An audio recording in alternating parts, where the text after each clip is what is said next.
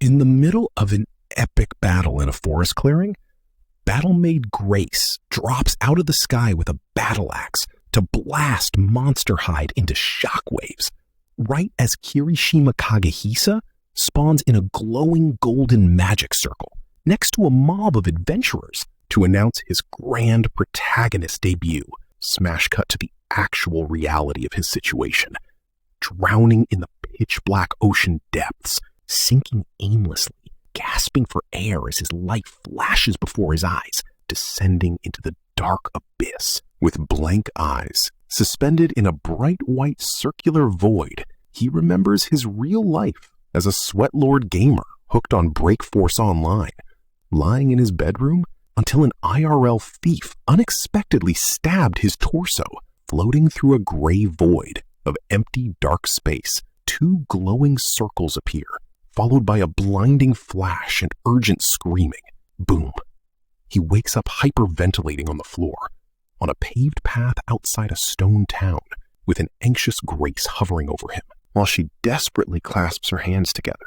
Still mentally lagging, he blinks at the high fantasy skyline, wondering if this is a VR event, plunging into internal existential dread before coming to the horrific realization that he has been reincarnated into the younger body of a noble runt named Theodore Gartner with stubby little legs. After reassuring Grace he isn't brain damaged, he realizes this ultra-loyal maid is his only viable party member in a toxic household. But as they march toward the Gartner estate, his abusive half-brother with a bowl-cut hairstyle insultingly confronts them, trash-talking his lineage alongside another smug sibling. Recalling how his own mother died of a disease, Theodore endures their arrogant chatter, while Grace gives them a cold glare.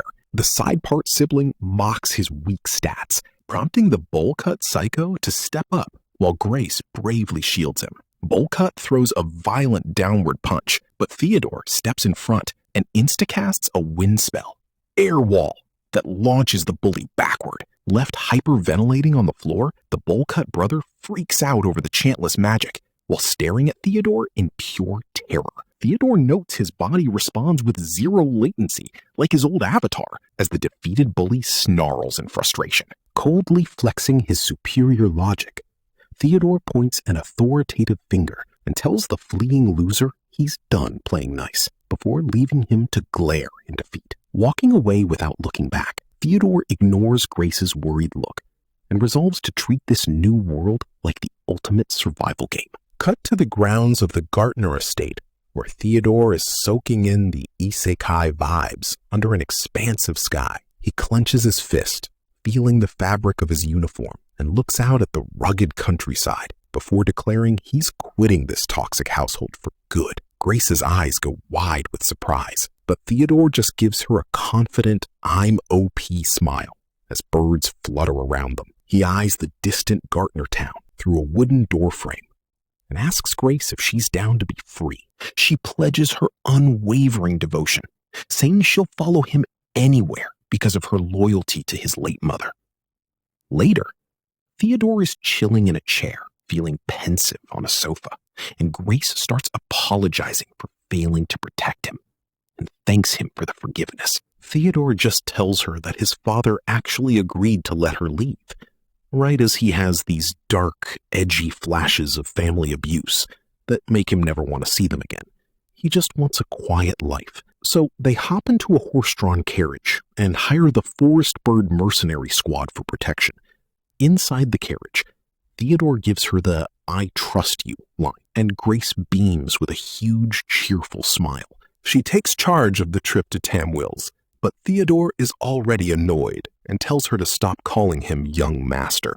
Grace keeps pace with the horses, and when Theodore asks why she wants to go to Tamwills, she just says it's funny. Then she gets serious, explaining that Tamwills is the place for high-level magic. Theodore mutters about hating his family and asks why she's following him into a dangerous zone.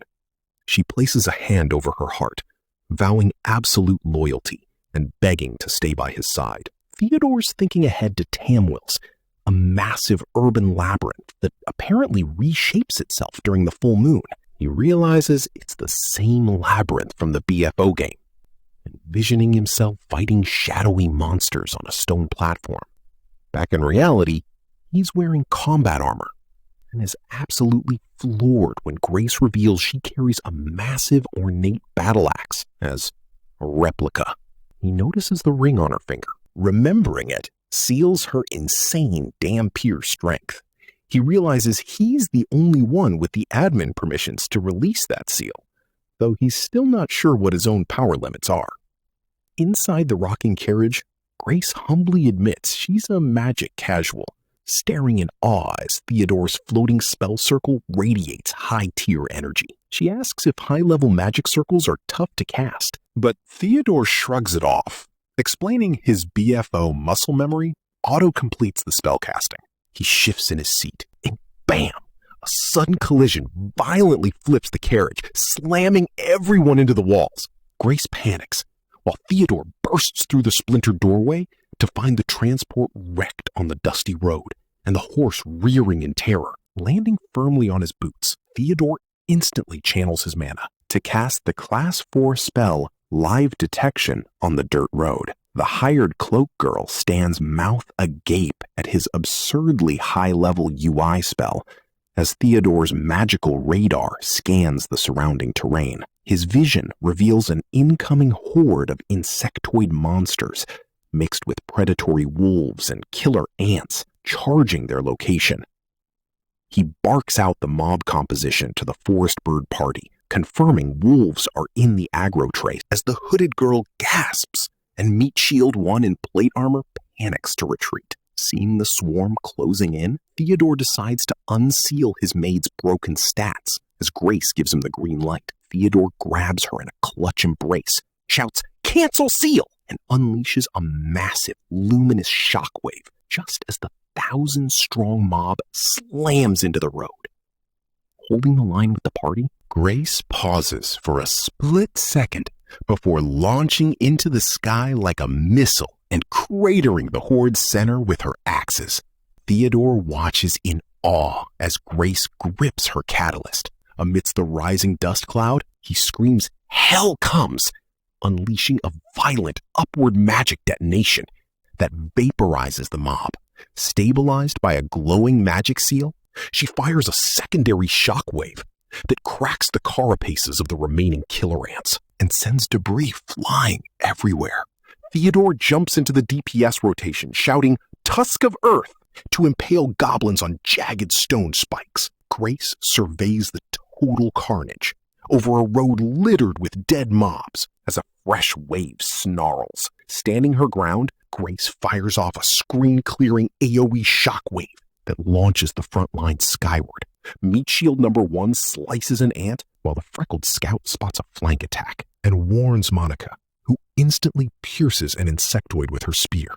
Theodore analyzes their martial arts mechanics, noting that this world enforces strict skill tree requirements. As the smoke clears over a massive crater, Theodore checks Grace's abrasions and stands over the defeated battlefield, declaring the fight finished to a slumped adventurer. Grace thanks him, and when Theodore takes her hand, she blushes furiously and turns away. He turns toward her, asking if she's unhurt, and she stammers that she's fine, relieving him. He turns to the party to order a camp setup, brushing off the freckled scout's impatient complaints with a firm command to rest. As the party gathers, Theodore looks out, accepting this brutal reality isn't just a VR MMO. While Grace strikes a cinematic pose atop a cliff with her axe held high, as the real adventure begins. Deep in the forest wilds of Shern, Theodore broods over a hooded girl on the tree line, his mind replaying her solo trek while mentally complaining about Grace abandoning his party. He grumbles about her ring seal buff wearing off in high-level mob territory, right before hooded girl face plants hard into the dirt, gasping in full panic mode under her hood. Theodore picks up her dropped cloak in total confusion, only to smash cut to the river where a blonde chick screams.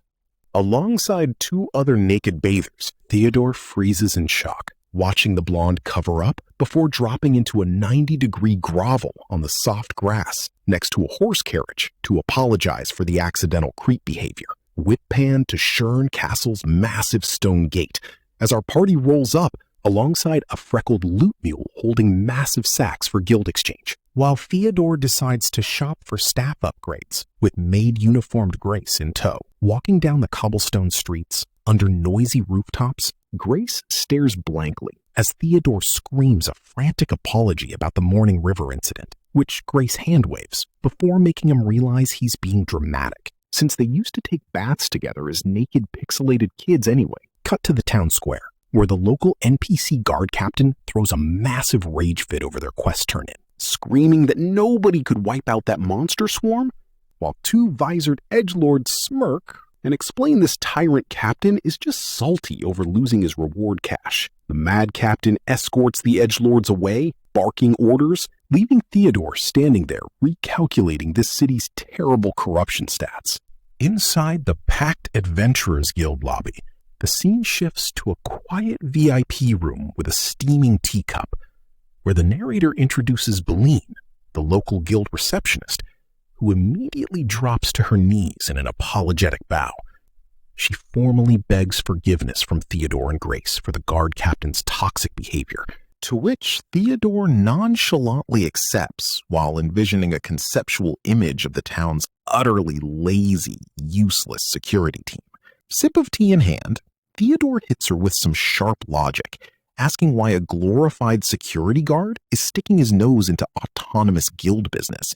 Beline morphs into a deadpan chibi form holding a beer mug to explain that adventurers are hated here, and the guards only excel at sitting around taverns, leading Theodore to chibi nod along as he realizes the guards are just desperately trying to cover up their own failed quest logs. Beline frowns, revealing that the corrupt guard captain threatened Theodore just to protect his own skin, and offers extra bonus cash on top of the ant-slaying reward to buy their silence. Suddenly, a guy with dark hair and glasses enters the room, bowing politely to apologize for interrupting their meeting. He whispers a secret message to Beline, while Theodore watches curiously, causing her formal demeanor to instantly break into a mischievous grin. She winks and delivers the quest prompt. Baroness Ashley Lodius Shern wants an audience with Theodore. Theodore gives her an absolute deadpan stone face, openly refusing the noble summons because he hates corrupt middle management and knows she hired the worthless guard captain. Beline clasps her hands and begs to tag along, since the gatekeepers always block her from seeing the Baroness. So Theodore nods, accepting her pitch that it's best to meet the local ruler at least once. Cue the high-class setting as ornate white heels clink against the castle's polished tiles, where Theodore, Grace, and Beline stand in a formal line as the young ruler turns around. Lady Ashley greets them with a gentle smile, introducing herself as the local feudal leader. Theodore looks slightly surprised before maintaining his cool, offering a polite nod and introducing himself as Theodore Gartner. Ashley takes her seat, humbly apologizing for her guard captain's atrocious power trip and thanking them for clearing the monsters. Sitting on the opposite couch, Theodore accepts the apology, but immediately drops some unsolicited political advice, telling her she needs to fix her broken relationship with the guild. Ashley tilts her head in total confusion, admitting she had no idea there was even a rift in the first place. Beline leans forward, asking what her inner circle has been feeding her, while Theodore points out that Beline has been repeatedly turned away at her front door. Beline modestly waves it off, but Ashley's expression darkens as the horrific realization sets in. Looking down with an ashamed sigh, Ashley confesses that her deceased family, along with her head butler, Kennel, and the guard captain, always brainwashed her into believing adventurers were filthy thugs. Beline asks if they can grill this Kennel guy right now, but Ashley reveals her head butler is conveniently away on business in the neighboring town. An awkward, heavy silence fills the air before turning into a light-hearted pause, prompting Beline to eagerly raise a finger and offer a full presentation on how the guild actually functions.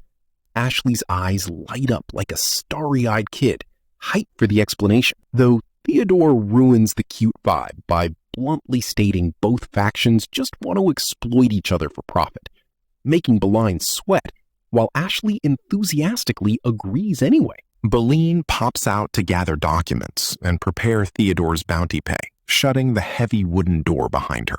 Grace steps up to serve tea to the noble, introducing herself, and Ashley gives her a warm, welcoming smile. Grace closes her eyes with serene maid devotion, visibly relieved that the Baroness isn't holding a grudge over previous events. Theodore tells Ashley to relax, and she marvels at how weirdly mature and independent he is for his age, which he attributes to his hyper-optimized survival lifestyle. Scanning her with his battle mage eyes, Theodore analyzes her pale complexion and points out her obviously terrible health bar. Ashley blushes, sheepishly insisting she's fine, even though her internal monologue flashes back to a dark void of chronic frailty. Theodore decides it's time for some direct intervention, kneeling before her and grabbing her hand with a calm instruction to stay still. He channels his internal mana, explaining that his battle mage build lets him manipulate energy flow via circulation tempering, as glowing spirals of magic visualize around her arm, detailing how it acts like a high-tier status-buffing self-augmentation skill. He focuses the energy directly into her system to clear her debuffs, sending crystalline sparks of light through her skin. Theodore stands back up, and Ashley gasps as her body suddenly feels weightless, asking if that was actual magic, before Theodore clarifies it's just advanced energy adjustment. He adds that she actually possesses top-tier magic talent, shocking the young noble, as he advises her to study magic to control her own dense mana pools. Beline bursts back in with a tray of refreshments, apologizing for the wait, bringing everyone back together in the center of the hall as the meeting resumes under vastly upgraded, cozy vibes. Wrapping up their meeting, Grace clicks her heels against the polished floor and leads the way into the castle hallway, with Theodore right behind her, as she asks if Ashley's sickly nature reminded him of his late loved one, Lisa, prompting a somber sigh from our hero before they head toward a commotion. Out in the reception corridor, the missing head butler, Keneldono, is throwing a massive, screaming temper tantrum at a guild staff member, raging that Ashley shouldn't be in such a dirty place. Theodore steps right up to the angry old man's back, causing Kennel to spin around with extreme anime speed lines and yell at him for interrupting. After an annoyed sigh, Kennel calms down enough to stand stiffly, allowing Theodore to calmly introduce himself, Grace, and Beline as the ones behind today's chaos. Theodore moves the party into a private office, requesting a civil sit-down regarding Ashley's situation, where he delivers a massive lore dump while Beline listens intently. Exhausted by the truth, Kennel slumps into his chair, cursing the corrupt guard captain before casting a suspicious glance at Beline. Theodore uses his analytical negotiation skills to vouch for Beline's methodical nature, while asking about the town's past trauma with adventurers, to which Beline gives a knowing smirk about a prior incident. That leaves Kennel staring into space with heavy concern. Theodore pulls zero punches, sternly warning them that monsters won't wait for administrative paperwork, and that their garbage security forces will cause massive civilian casualties if they don't act fast. Kennel sighs, revealing Ashley's tragic background as a frail child whose estate duties had to be outsourced, lamenting that everything went downhill after Elliot Sama vanished. Theodore tilts his head, asking who Elliot is, triggering a flashback visualization of an empty bed and a tragic shipwreck. As Kennel explains, Elliot was Ashley's older brother who vanished at sea 8 years ago during a family tragedy. Theodore rubs his chin, feeling genuine pity for the isolated young girl. Suddenly, the doors slam open, and Ashley comes sprinting down the hall in her frilly dress, yelling for her grandpa. Kennel's face turns into a comedic shock meme at the sight of his sickly lady running, screaming in total panic, before she slides to a stop right in front of him. She tackles the old butler in a tight hug, exclaiming how amazing her body feels thanks to Theodore's magic, leaving Kennel wide-eyed and dumbfounded. Theodore modestly warns that the buff is only temporary, but Kennel practically bows to the floor, overflowing with gratitude for seeing his lady healthy for once. Right then, a reddish-brown-haired lady shouts out a cheerful greeting to Theodore. Moving to the main castle hall, Monica asks if they're moving out, but a short-haired girl explains their gear maintenance got delayed by killer ant damage. Monica double-checks the ant damage, and the girl confirms the Smiths won't finish until tomorrow, meaning they need lodging. Red-haired lady impulsively offers her house for a sleepover, while Grace hits her with a deadpan glare. And when Theodore awkwardly tries to decline the free real estate, Kennel gets a giant floating question mark over his head. Theodore quietly explains that Ashley's emotional trauma stems from losing her entire family 8 years ago, leaving Ashley looking down in quiet, subdued sadness. Kennel rests his chin on his hand, touched by Theodore's empathy. As he notes her tragic past naturally makes anyone want to protect her, Kennel officially backs the sleepover invite. And despite Grace reminding them of their early departure, he insists they stay. Beline then nervously approaches Theodore, right as Ashley musters her courage and asks Theodore to officially be her friend. Theodore blinks in absolute shock, falling into a dramatic internal monologue before dropping a rare, genuine smile and accepting her request. They lock hands in a wholesome handshake, relieving the young noble, while Beline approaches a grumpy Kennel who complains about her ruining his wholesome moment. Walking down the hall, Beline lays out a brilliant bureaucratic fix, pointing out that Kennel's double duty as butler and administrator caused the guard oversight, leaning in to pitch a deal. While Kennel looks utterly drained by her relentless political maneuvering, Beline presents her proposal, while Ashley and Grace watch quietly from the side. Beline pitches it as a win for Ashley's future, finally forcing Kennel to give a defeated nod of agreement, as he promises to discuss the administrative shift with Ashley. Beline gives a teasing wink, promising to handle the behind-the-scenes scheming, leaving Kennel to let out a massive, soul-crushing sigh. Grace tries to steer the party back to finding a standard inn, but Kennel insists the entire party stay at the estate, prompting Beline to hype up the party and Theodore to ask what secret deal she just struck.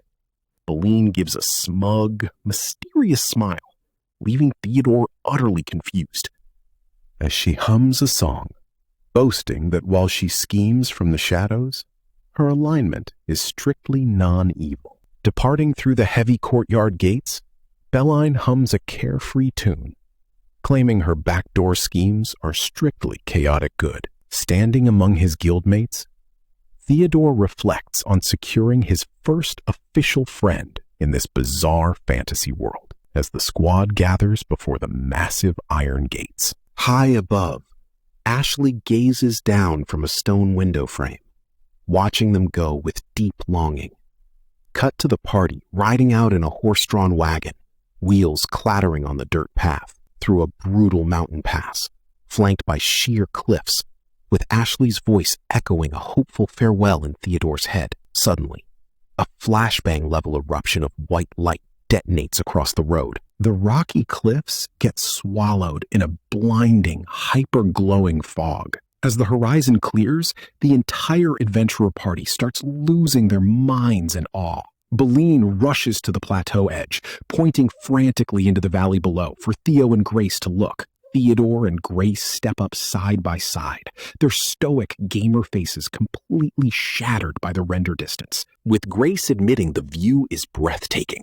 Nestled in a colossal crater below sits a gargantuan ring-walled megacity, centered around a massive spire that pierces the sky, the legendary Labyrinth city of Termules. Starting their journey in the colossal crater of Termules Our squad looks up at the needle-like spires of Boundary City, piercing the bright sky. Below, a high-angle view reveals massive defensive gates integrated into towering stone walls, where a steady stream of figures marches in. At the checkpoint, some random ponytail guy on horseback presents his credentials to a spear-wielding guard, while a light-haired girl peeks around a stone wall, her mouth parting in utter wonder at this gatekeeper-restricted grandeur. Passing through the gates, Theodore Gartner, wearing his classic stoic gamer face, freaks out under his collar about the vibrant streets, shouting that it's exciting as he looks at the gothic skyline of spires. He spots a local furry wolfman gesturing wildly in the market and realizes these aren't NPCs or avatars. They are actual living people, which makes the blonde girl beam with pure wonder.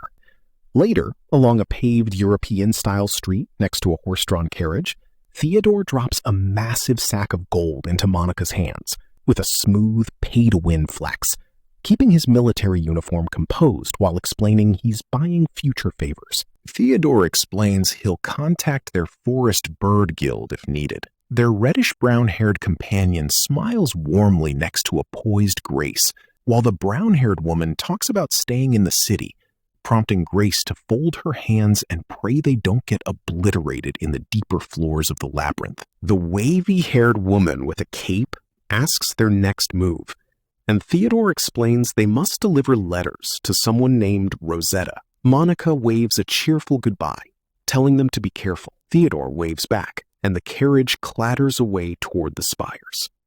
Soon, Theodore and Grace arrive at a grand two-story European mansion. Theodore stands resolute at the entryway and slams the heavy door knocker, which is answered by Rosetta, a poised woman in an elegant dress, whom Theodore asks if this is Rosetta's mansion. She immediately recognizes them as Theodore, son of Henry, and Grace. A bewildered Theodore asks if they've met before, trying to search his memories, while having a rapid flashback of three cloaked figures walking through a wasteland. Rosetta mentions she heard about Grace through Lisa's letters, making Grace's eyes widen in absolute shock. Realizing this woman is a high-tier trusted contact of his mother, Theodore hands over his father's letter. Rosetta verifies the Count's inkscript and invites them inside to her fancy living room. Theodore immediately asks what the letter says, and Rosetta explains it's a request to help him live in the city and enroll in Pursford Academy. But instead of accepting a cozy free ride, Theodore demands to find his own house because he refuses to remain under his family's protection and wants to solo level as much as possible. Rosetta looks mildly concerned, while Theodore maintains his deadpan face and closes his eyes in deep gamer reflection. Surprisingly, she yields to his wish, which utterly perplexes Theodore as he tilts his head. With Grace standing right behind him, Rosetta points out that even if she refused, he'd just run off to do it anyway. Theodore's eyes sharpen with the intensity of a hardcore speedrunner, vowing to figure it out himself. Rosetta smiles at his stubborn gaze, and as Theodore hesitates, she admits she'd rather guide him than let him run wild. Theodore nods firmly in agreement. Rosetta closes her eyes, sighing that she couldn't face Lisa if he died, prompting Theodore to realize she knew his mother. She chuckles, explaining she went to school with his parents and even dungeoned with Lisa in the Labyrinth. This bombshell info makes Grace break into a cold sweat of pure shock. Rosetta offers them her couch for the night, but Grace just narrows her eyes in deep, silent suspicion. As Rosetta sits back, completely composed, Theodore watches her serene, mysterious smile, wondering what kind of high-level player she really is. Bright and early, inside a real estate office, Theo and Grace stand before a brick wall plastered with property listings. The agent, Kyson Mortis, pitches options, while Theo internally narrates their search for an operational base camp. Whip pan to the paved streets until they pull up to a 2-story stone house with a pointed roof. The contract gets signed, and it's instant speedrun cleaning time. Grace dusts furniture while Theo suffers under a massive carpet roll. Next stop, the menacing Gothic facade of Pursford Academy. Theo narrates finishing his paperwork inside at a counter marked with official signage. The receptionist Haza gives a welcoming smile, beaming cheerfully, though she gives the intro letter a hilarious look of mild skepticism as Theo registers with the Adventurers Guild.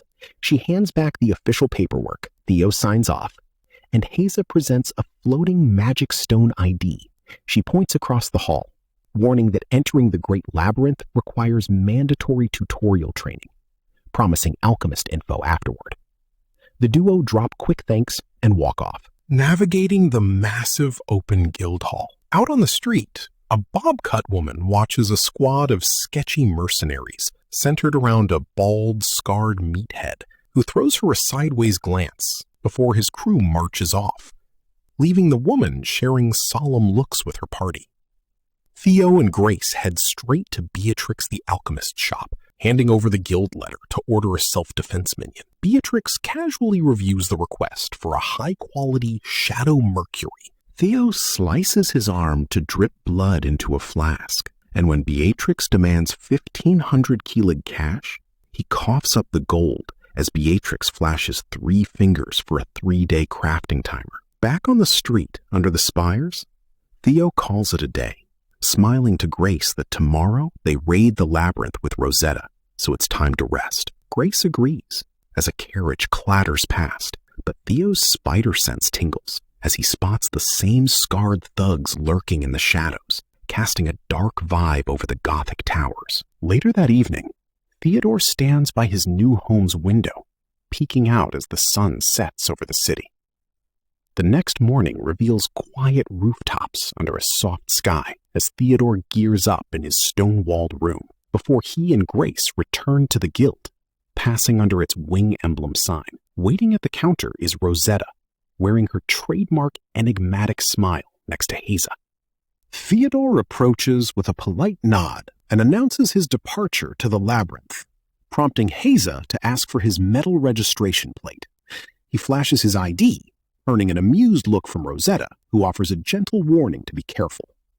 Not one to walk blindly into a dungeon, Theodore immediately stops at a commercial stall to buy a detailed labyrinth chart. Rosetta notices his map purchase, and Theodore explains he wants to prep properly since she's tagging along. Curious about his new companion's day job, Theodore asks what she does for work. Rosetta reveals she teaches at Pursford Academy, specifically running the healing magic classes. Theodore reacts with a knowing, "So that's how it is," prompting a puzzled look from Rosetta. He breaks down the game-like logic. Healing depends heavily on magical power compatibility, and since high-tier healers are incredibly rare, the Academy definitely lets her set her own flexible schedule. Soon, the trio arrives at the grand Gothic-style Boundary Labyrinth Gate Shrine. They ascend the massive stone staircase, entering a hall dominated by a towering, ethereal statue of the deity. Theodore leads them past massive columns and up a stone spiral staircase, casually asking which god is worshipped here. Rosetta explains it is Shuas, the moon goddess, who protects travelers. She drifts into a blissful, reverent state, while Grace looks utterly confused, and Theodore remains entirely deadpan. Reaching the transport room, Theodore presses a button on a rectangular transport stone, watching it hum with magic. He touches the monolith, explaining it can warp players to any floor they've previously visited. He sighs, wishing his past BFO gamer memory counted toward unlocking fast travel, but sadly realizes he has to start from level 1, looking small against the massive architecture. Suddenly, the mood darkens as the bald, scar-faced head PKer and his goons enter the room. Theodore watches their threatening silhouettes pass by as the bald leader smirks, sparking the stone with magic. As the monolith glows, Rosetta whispers a warning about the sketchy crew, hoping it is just her own paranoia. Theodore touches his chin, his veteran gamer instincts screaming as he recalls the dreaded beginner hunts from his BFO days. He knows all too well that low-level floors in any MMO are absolute breeding grounds for toxic PKers. A worried Rosetta suggests turning back, but Theodore shakes his head, knowing that once you're marked as prey, running away does nothing to escape the aggro. Grace's eyes narrow as she prepares to protect her master, and Theodore's face turns ice cold as he delivers the ultimate gamer response. If they block their path, they will simply have to delete them from the server. Transitioning into the damp, claustrophobic stone corridors of the lower levels, Theodore summoned a small floating orb of magical light that hummed quietly in the darkness. Guided by this glowing illumination, our wavy red-haired big sister took the lead, while Theodore and Grace followed close behind. Theodore casually declared their speedrun goals, saying, "All right then, let's go. I think we should be able to go until the 5th floor today," as they ventured deeper into the underground complex. The lower depths were completely deserted, filled only by the ominous whistling of wind echoing through the dark tunnels. Grace crouched low in the foreground, glancing back at her companions to gauge their resolve before murmuring, "But still, we'll look at how we fare." Suddenly breaking the silence, Grace leaped into the air and slammed her massive weapon down with pulverizing force, shattering the stone floor and sending a pack of lurking goblin-like creatures reeling from the explosive impact. With the trash mobs cleared, the trio walked side by side once more, their footsteps ringing against the damp walls. Big Sister mused thoughtfully at their efficiency as their figures shrank into the distance of the dimly lit hallway. Pausing in a particularly dark stretch, she turned to the youth and asked, "You were suspicious of that group from before, right from the start, right?" When Theodore deadpanned a simple yes, prompting her to admit her previous doubts about his map purchase and ask if his extreme caution was the real reason for his preparedness. Theodore looked back over his shoulder with a calm, analytical gaze and explained, "That's also one of the reasons." He pulled out the parchment map, gesturing for her to take a look. His finger traced the lines of stone corridors, pointing directly to 2 specific intersections. And the other reason is this. There are some places where those guys from before might lay an ambush for us, like here and here, he warned, focusing on a specific 3rd floor choke point. The main one will be on the 3rd floor. If we keep going in the same direction, after the stairs and the stone monument, there is a long hallway where it meets perpendicularly with another hallway. He detailed. Big Sister leaned in, her eyes narrowing as she instantly recognized the toxic map design, analyzing, "This is the most suspicious place. They can shoot us from afar with arrows. They might also put some men on standby in the small rooms just before and after this long hallway, thus preventing us from running away while allowing them to attack us from both sides." She looked at Theodore with newfound intrigue, wondering aloud what kind of hardcore veteran could have taught a kid such advanced survival strats. She puffed out her cheeks in a playful pout, huffing, "And here I thought of showing my cool side by saving you when you're in trouble, and then continue by giving you some advice like a real guardian. But now it seems that we'll meet some robber adventurers. And on top of it, both of you are really smart. There are just so many things that don't go along with my plan." Which made Grace ask if she was actually being serious right now.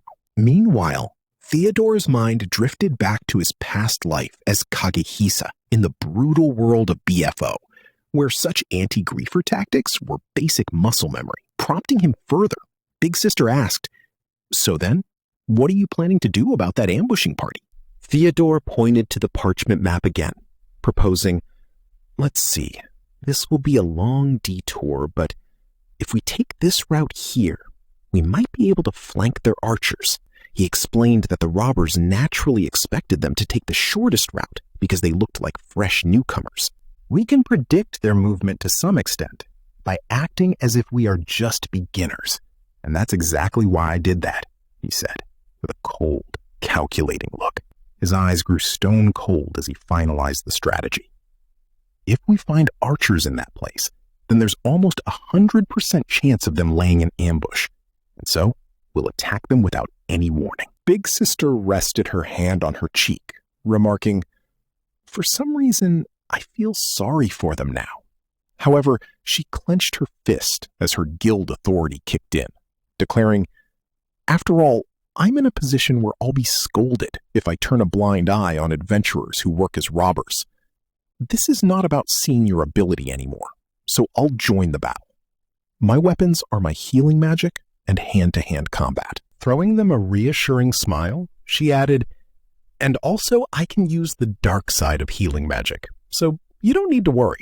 "That's it then, let's move on," she cheered, waving them forward, while Grace trailed behind, pale as a ghost, silently thinking, the dark side of healing magic, huh?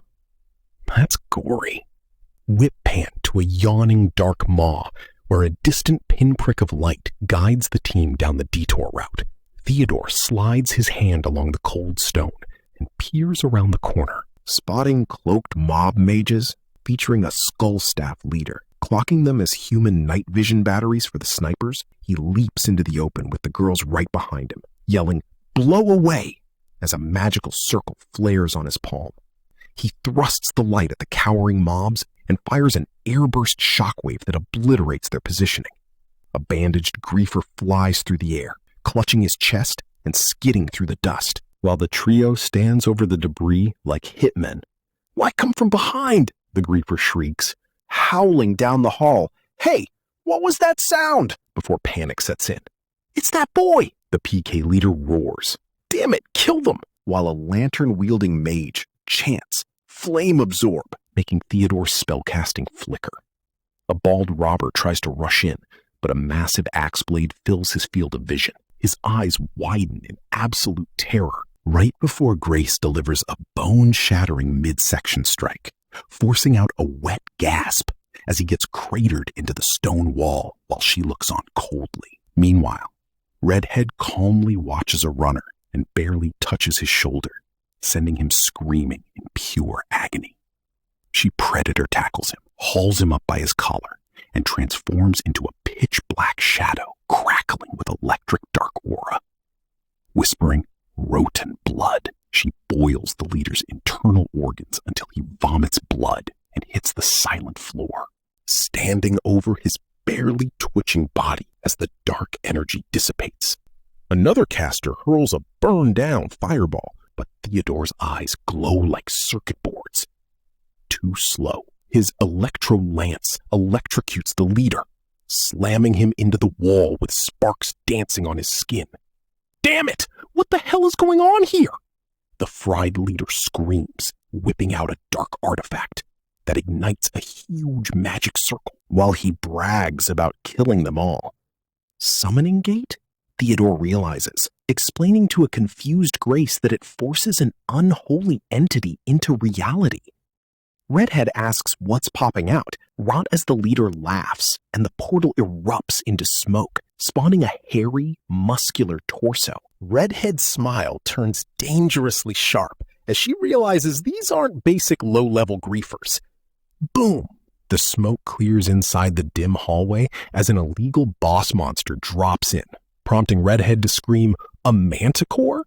as the beast leaps forward with claws bared and its creepy humanoid face snarling for blood. The PK leader cackles like a villain who just pulled an S-rank card, shouting, "Kill them! Kill those guys!" right before the manticore's scorpion tail stabs him through the spine mid-sentence. The party freezes in pure, hilarious confusion while the ganker wheezes. "Why? It hurts." And the manticore chuckles, noting that they're both stuck cleaning up low-tier trash today. "This monster," Theodore mutters, while Redhead steps up to buy time, but the beast lunges, forcing Theodore to execute a frame-perfect dodge while erupting jagged ice spikes. Skidding back to open up spacing, he commands Ice Wall to erect a frozen barricade down the hall as the beast glares over the ridge and Grace screams out his name. "I'll start by eating you." The monster growls. I don't like this, Theodore thinks, calculating the field instantly. He realizes the dead griefers were just scrub proxies who couldn't control their own summon, and shifts his combat posture, instantly deducing a shadow mastermind set up this whole encounter to wipe everyone out. Explosive speed engaged, Theodore lunges forward, locking eyes on the arrogant beast and thrusting his spear straight into the manticore's smug human face. The beast's head snaps back in utter disbelief as Theodore lands gracefully, staff ready. Eat me? Huh? Just try it if you think you can, he mocks, provoking the enraged monster to roar. You! What a rude boy you are! Right in the middle of a dungeon structural collapse, a violent blast pulverizes the stone corridor into flying dust as the swordswoman spins around toward the commotion, while Grace grips her battleaxe in absolute terror, crying out for Theodore to be safe. Staring down the corridor as magical energy hums in the air, Theodore pulls off a ridiculous aerial jump toward a winged demon casting a glowing magic circle. The beast glares right back through its spell grid, but Theodore sprints across the tiles, dodging erupting walls of ice like a player abusing iframes, while the swordswoman tracks the airborne raid boss through the frozen hazards. Baring its tusks, the monster realizes its target actually has maxed out caster stats, prompting Theodore to casually call out its frost spell. Water magic. Ice wall. Spotting the boss trying to aggro lock Grace away from the party, Theodore coolly announces, "This is fine," casting a high-level magic circle under his boots to keep his party out of the splash zone, while sliding under the danger like a true speedrunner. Another massive spell detonation shatters the surrounding masonry into a blinding dust cloud. But even as the winged demon snarls through the haze, Theodore completes his strategic slide across the stone tiles. Standing tall and composed amidst the ruined hallway, he vows to ruin the mastermind's entire campaign and locks eyes with his opponent in dead silence. Locked in a high-stakes duel across the shattered floor, the demonic boss boasts, "You little brat, you have nowhere to run now," before roaring, "That arrogance of yours, I'll smash it to pieces."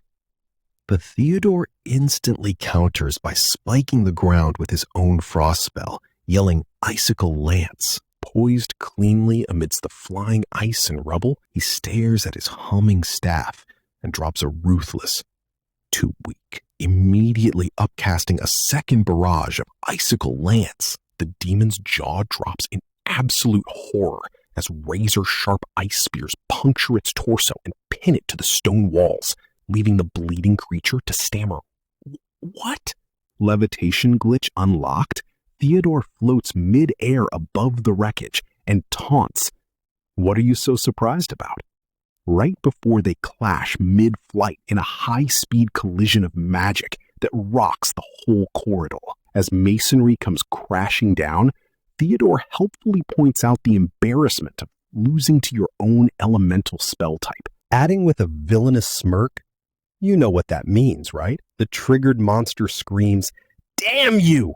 only to end up battered on the tiles, while Theodore cold stares him down. The demon sputters in pathetic disbelief about losing to a kid, so Theodore delivers a brutal, crushing blow to smash him backward, and narrows his eyes to charge his next skill. "Blown away!" he shouts, blasting the monster with compressed wind DPS, before stepping forward to announce, "This is it." An intricate magic circle flares underneath his boots, and when the screeching demon lunges in a desperate panic, Theodore hits him with explosive sound bombs before detonating the trapped zone with a cold whisper of resonance mines, triggering a screen-wiping nuclear explosion. Standing amidst the lingering smoke of pulverized stone, the heavily degraded boss stubbornly drags itself up, snarling, "You damn lowly human!" And out of mana Theodore pants. That's some pretty impressive willpower to stay alive. But this is the end, only for a sudden shockwave knockback to blast him off his feet, while Grace shrieks his name in terror. Out of nowhere, Axe Waifu swoops in to steal the kill, bringing her massive battleaxe down in a brutal arc right into the beast's skull, with a gory spray of blood that makes the creature shriek in agony. Holding her weapon with terrifying resolve, Grace lunges forward, shouting, "I've come to your aid!" and cleaves straight through the mob, shattering the floor tiles underneath. The monster lets out one last miserable gasp, leaving Grace to glance at the corpse and deadpan, "Oh my, this creature is more or less already dead, isn't it?" As the boss lies totally motionless, our braided party member steps up and casts a radiant purification sphere to cleanse the dark aura, instantly disintegrating the creature into black particles.